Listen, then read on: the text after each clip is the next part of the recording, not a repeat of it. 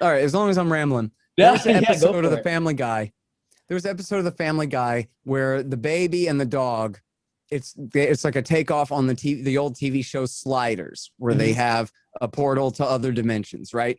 So they go to a dimension where the dogs are the masters and they walk the humans. And they go to a dimension where everything is drawn like a Disney cartoon, but then the Walt Disney shows up and he's an anti-Semite and he like goes after Mort the Jew. Right, Was right, one of the characters on that show. And so they're going through the different dimensions, and they get to a dimension where everything is super clean. It looks like the Jetsons, awesome future. Imagine, utopian high tech type future. And they figure out that what's happened here in this timeline, in this dimension, there was never any religion. And so, therefore, nobody ever fought over religion for the last 2,000 years or 3,000 years. And that's why we live in the Jetsons future and where right, everything is so cool like this. And I right. thought, meh, pretty weak. Like I probably could have come up with that as a ninth grader or something. But you know what would have been a much more effective argument, or a much like funnier and more persuasive way to do that? It wouldn't just be picking on monotheists. I mean, that's kind Right. of boring. How about in this timeline, Woodrow Wilson was murdered as a baby.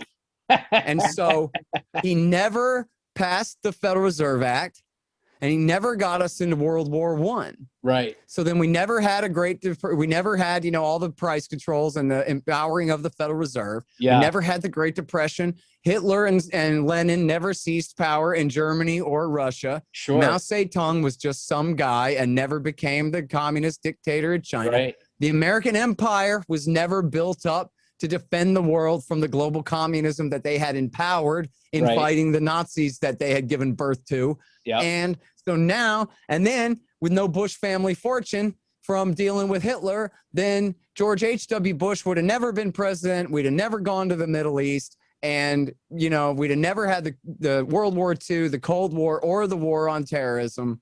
And then we would live in this awesome, perfect Jetsons future, right? Why do you have to go back to 3,000 Right. years You just worth got of to go back waste? 100 years. You just got to go back 100 years Yeah. and everything would be fine. Yeah. Everything would be flying cars like we always thought we'd have, Right. by the, Well, I in do this know. I time. know. I know. Liberty Twitter really loves Woodrow Wilson. They have nothing but positive Oh, things yeah. to say about it.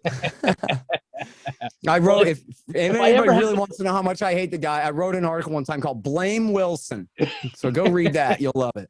I think some of the state accounts and stuff. They always think, well, if you ever don't know who to blame anything on, blame it on Woodrow Wilson. You got it. There's a Absolutely good right. chance. There's a good chance that it can be somehow traced back to him. Yeah. Yeah, Well, no, seriously. If it hadn't been for him, then Kerensky would have had to get the Russians out of the war.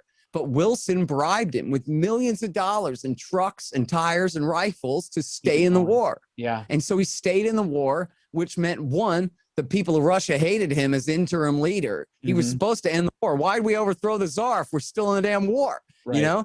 And also it meant that his soldiers were all off on the front instead of in St. Petersburg where they could protect his power. Right. So on their fourth try, the original revolution was in March. On their fourth try, Lenin and Trotsky seized power in October.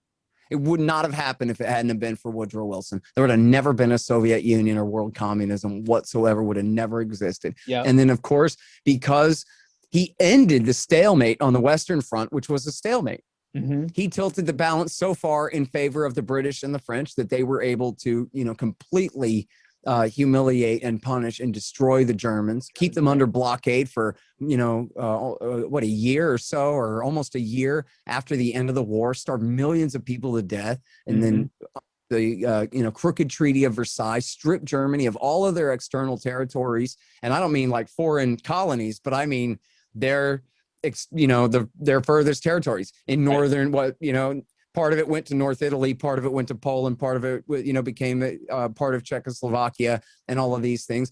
And it was that humiliation, especially the blockade after the war and all these things, that it was that humiliation that led to the rise of the Nazi Party. Right. And Hitler began every speech denouncing what he called the traitors of 1918, meaning the Democrats who'd signed the peace treaty, And that's the other thing, Woodrow Wilson. He refused to accept even a signature to the peace treaty from the German militarists who had actually fought the war. And he said, like Dick Cheney, I don't talk to evil. So bring me a Democrat, bring me a German Democrat, and I'll make him sign the treaty. Well, he was just hanging that humiliating defeat around the neck of the Democrats who weren't responsible for the war. Right. And so then they ended up taking the blame for signing the treaty when it was the military who got them into the war and lost the war. Yeah. Right. But the right didn't have to take the blame because the liberals got the blame. Yep. And so this helped to lead to the rise of Nazi Germany and the Soviet Union, then, and of course, then World War II, and then the American world empire that was created after World War II in order to contain the Soviet communists that we just saved from Hitler. Right. So all of this is Woodrow Wilson's fault. Every bit of it is Woodrow Wilson's fault.